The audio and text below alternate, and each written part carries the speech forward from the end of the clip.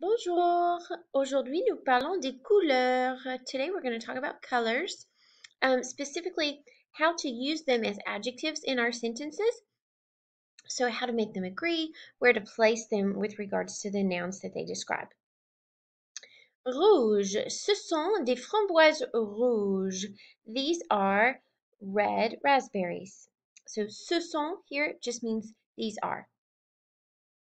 Orange. C'est un citrouille orange. So c'est here just means this is. This is an orange pumpkin. Jaune. Ce sont des bananes jaunes. Vert. C'est une pomme verte. Bleu. C'est un jean bleu. Violet. Ce sont des chaussettes violettes. Marron. Ce sont des chocolats marrons. Noir. C'est un chien noir. Blanc. C'est un chat blanc. Gris. Il porte un pantalon gris. Rose. Elle porte une robe rose. So, what you may have noticed about the position of these adjectives in this sentence, you notice that the color word came after the noun it modified or the noun that it described. Almost all adjectives in French are placed after the nouns that they describe. So here you have Le Ballon Rouge, which is a very famous French film. It's available on Netflix if you happen to have it. And it's a really cute, family-friendly little movie. So check it out if you have a moment.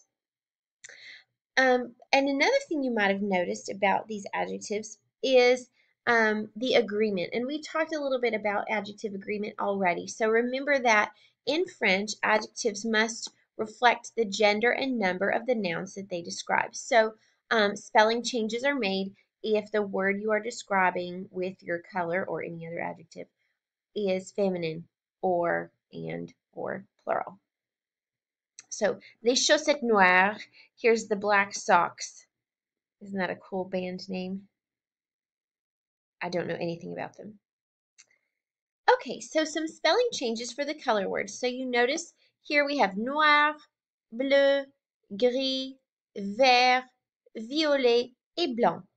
So the first four, noir, bleu, grise, verte.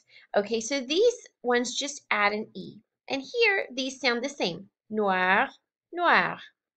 Bleu, bleu. Now here's where, since they end in consonants, this is going to make these consonants pronounced. So grise for feminine form of gray, verte for the feminine form of green.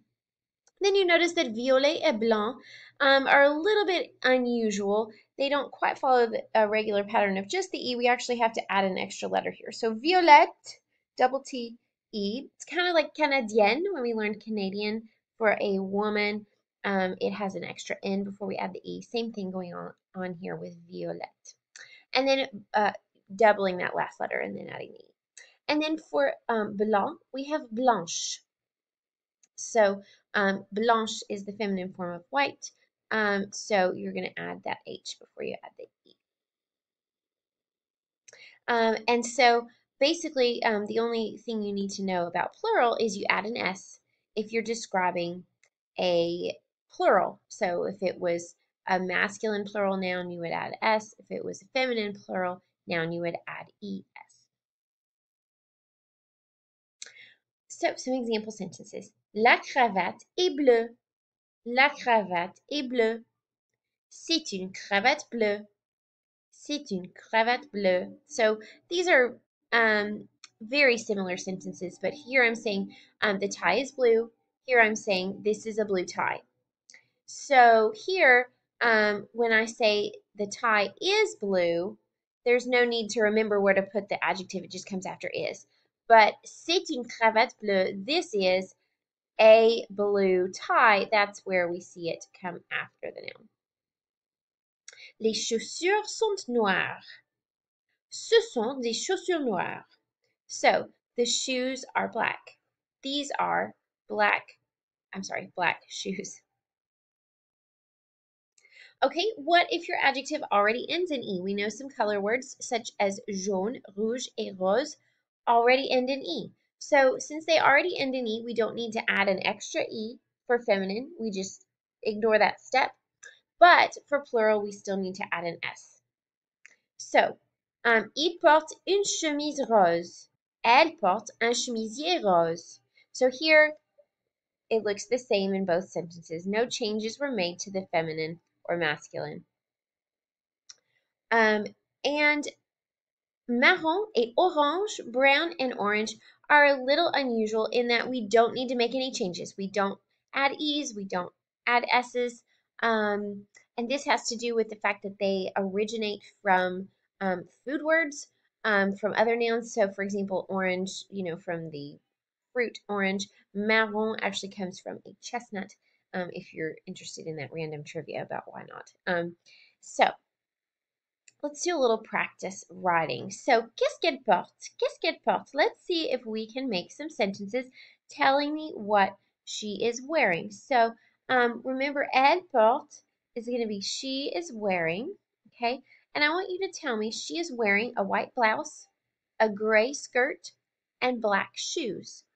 So, I'm going to give you a moment. You might want to pause the video and think about how you might do that. Maybe write down your answers, and then we'll double check in a moment. So we have elle porte un chemisier blanc. Elle porte un chemisier blanc. So remember, un chemisier is the word for a woman's dress-up shirt or blouse. And then blanc is that color describing it. Elle porte une jupe gris. Ah, and I made a mistake. Let me fix it.